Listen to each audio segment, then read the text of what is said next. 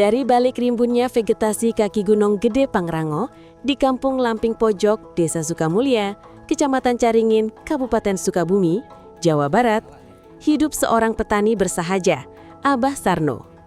Di usianya yang kini menginjak 80 tahun, Abah Sarno berhasil membuktikan bahwa kemandirian energi bukanlah hal yang mustahil.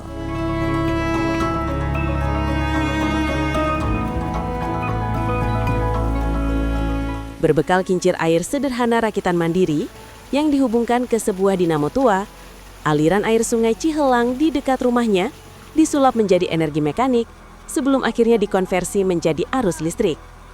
Jaringan kabel mandiri ini kemudian dialirkan untuk menerangi 2 unit rumah dan 1 rumah ibadah miliknya. Kisah ini bermula pada tahun 2007 lalu. Saat itu, Abah Sarno membuka lahan untuk pertanian. Namun karena lokasi rumahnya yang sangat terpencil, ia kemudian berinovasi untuk menggantikan Patromak sebagai penerangan menjadi listrik bertenaga air.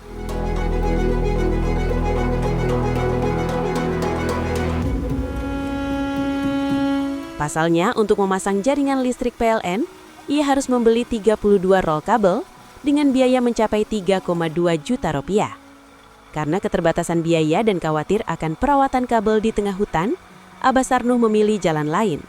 Ia memilih untuk membuat sistem mikrohidro dengan otodidak. Namun hal itu malah ini terbukti sangat andal untuk menciptakan energi listrik dari pembangkit listrik tenaga air. Jaringan kabel sederhana sepanjang 500 meter membentang dari lokasi turbin menuju rumah tinggalnya. Meski sederhana, sistem ini mampu menghasilkan daya 250 watt.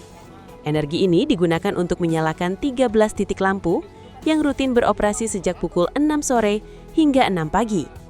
Selama belasan tahun beroperasi, pasokan listriknya nyaris tidak pernah padam, bahkan saat musim kemarau tiba.